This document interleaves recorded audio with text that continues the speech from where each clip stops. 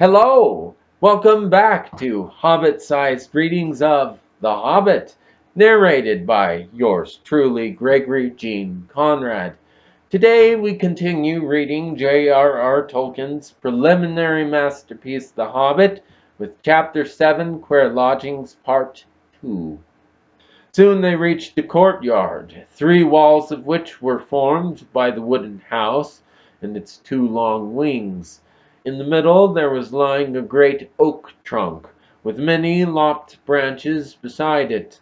Standing there was a huge man, with a thick black beard and hair, and great bare arms and legs with knotted muscles. He was clothed in a tunic of wool down to his knees, and was leaning on a large axe. The horses were standing by him, with their noses at his shoulder. "Ugh! Here they are," he said to the horses. "They don't look dangerous. You can be off." He laughed a great rolling laugh, putting down his axe, and came forward. "Who are you, and what do you want?" he asked gruffly, standing in front of them and towering tall above Gandalf. As for Bilbo, he could easily have trotted through his legs without ducking his head to miss the fringe of the man's brown tunic. "I am Gandalf," said the wizard. "Never heard of him," growled the man. "And what's this little fellow?" he said, stooping down to frown at the hobbit with his bushy black eyebrows. "That is Mr. Baggins, a hobbit of good family and unimpeachable reputation." Bilbo bowed. He had no hat to take off, and was painfully conscious of his many missing buttons.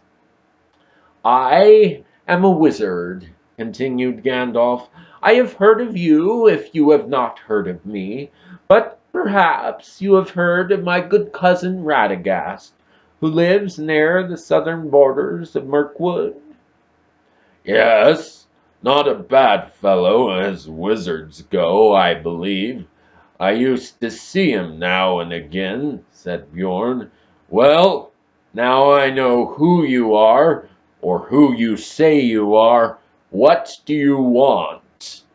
"To tell you the truth, we have lost our luggage, and nearly lost our way, and are rather in need of help, or at least of advice. I may say we have had rather a bad time with goblins in the mountains." "Goblins," said the big man, less gruffly. "Ho, ho! So you've been having trouble with them, have you? What did you go near them for?" "We did not mean to. They surprised us at night in the pass which we had to cross. We were coming out of the lands over west into these countries. It is a long tale." "Then you had better come inside and tell me some of it, if it won't take all day," said the man, leading the way through a dark door that opened out of the courtyard into the house. Following him, they found themselves in a wide hall with a fireplace in the middle. Though it was summer, there was a wood fire burning, and the smoke was rising to the blackened rafters in search of the way out through an opening in the roof. They passed through this dim hall, lit only by the fire and the hole above it, and came through another smaller door into a sort of veranda, propped on wooden posts made of single tree trunks. It faced south and was still warm and filled with the light of the westering sun, which slanted into it, and fell golden on the garden full of flowers that came right up to the steps. Here they sat on wooden benches, while Gandalf began his tale, and Bilbo swung his dangling legs and looked at the flowers in the garden, wondering what their names could be, as he had never seen half of them before. "I was coming over the mountains with a friend or two," said the wizard. "Or two? I can only see one, and a little one at that," said Bjorn. "Well, to tell you the truth, I did not like to bother you with all of us until I had found out if you were busy. I will give a call if I may." "Go on, call away." So Gandalf gave a long shrill whistle, and presently Thorin and Dori came round the house by the garden path and stood bowing low before them. "One or three you meant, I see," said Bjorn, "but these aren't hobbits, they are dwarves." "Thorin Oakenshield at your service." "Dori at your service," said the two dwarfs, bowing again. "I don't need your service, thank you," said Bjorn, "but I expect you need mine. I am not over fond of dwarves. But if it is true you are Thorin, son of Thrain, son of Thror, I believe, and that your companion is respectable, and that you are enemies of goblins, and are not up to any mischief in my lands. What are you up to, by the way?" "They are on their way to visit the land of their fathers, away east, beyond Mirkwood," put in Gandalf, "and it is entirely an accident that we are in your lands at all. We were crossing by the high pass that should have brought us to the road that lies to the south of your country, when we were attacked by the evil goblins, as I was about to tell you." "Go on telling, then," said Bjorn, who was never very polite. "There was a terrible storm. The stone giants were out hurling rocks, and at the head of the pass we took refuge in a cave, the hobbit and I and several of our companions." "Do you call two several?" "Well, no. As a matter of fact, there were more than two." "Where are they? Killed? Eaten? Gone home?" "Well, no. They don't seem all to have come when I whistled. Shy, I expect. You see, we are very much afraid that we are rather a lot for you to entertain." "Go on, whistle again. I am in for a party, it seems, and one or two won't make much difference," growled Bjorn. Gandalf whistled again, but Nori and Dori were there almost before he stopped, for if you remember, Gandalf had told them to come in pairs every 5 minutes. "Hello," said Bjorn. "You came pretty quick. Where were you hiding? Come on, my jack-in-the-boxes." "Nori at your service, Ori at—" they began, but Bjorn interrupted them. "Thank you. When I want your help, I will ask for it. Sit down, and let's get on with this tale, or it will be supper time before it is ended."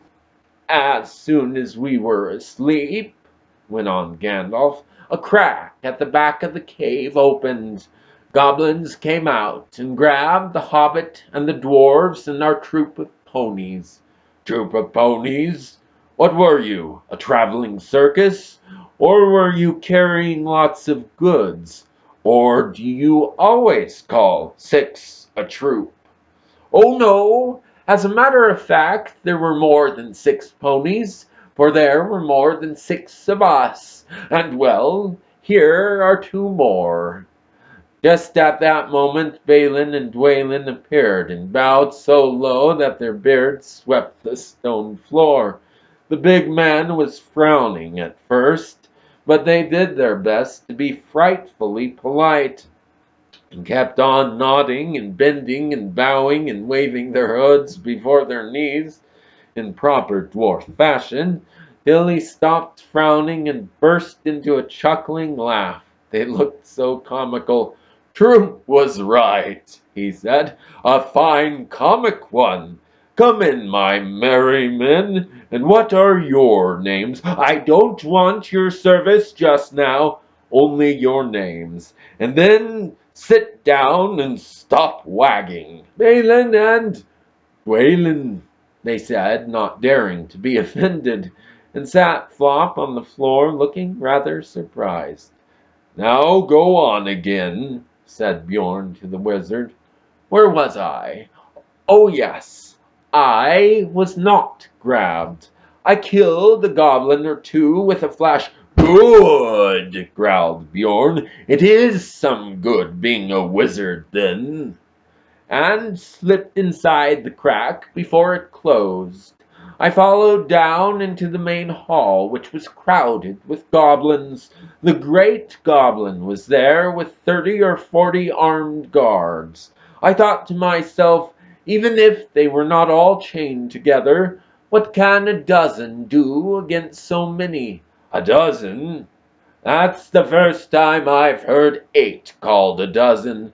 Or have you still got some more jacks that haven't yet come out of their boxes?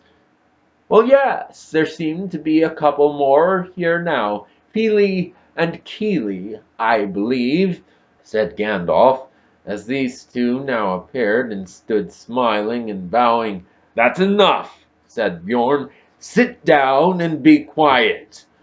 Now go on, Gandalf.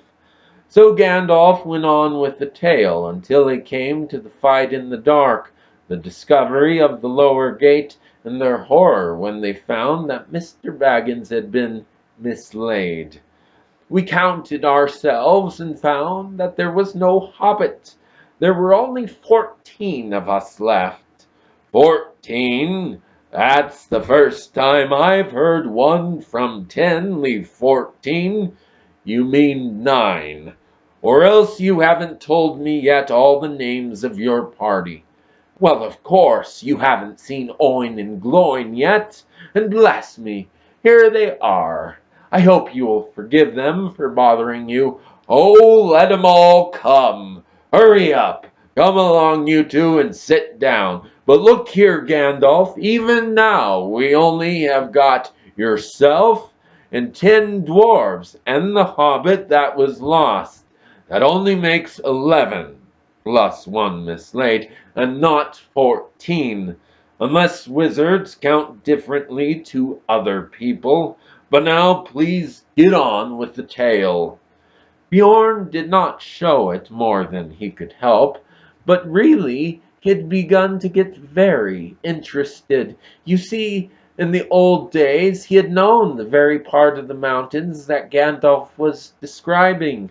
He nodded and he growled when he heard of the hobbits' reappearance and of their scramble down the stone slide and of the wolf ring in the woods.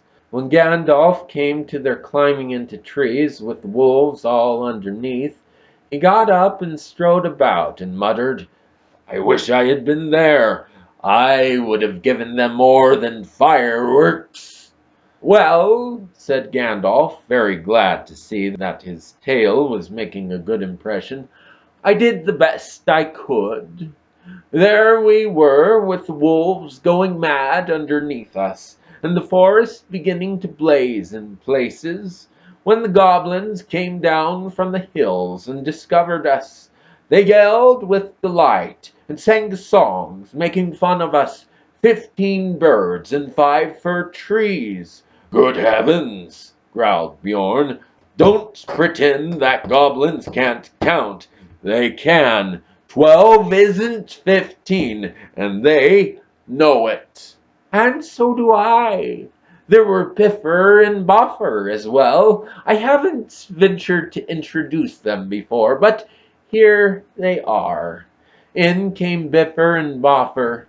And me, gasped Bomber, puffing up behind. He was fat, and also angry at being left till last.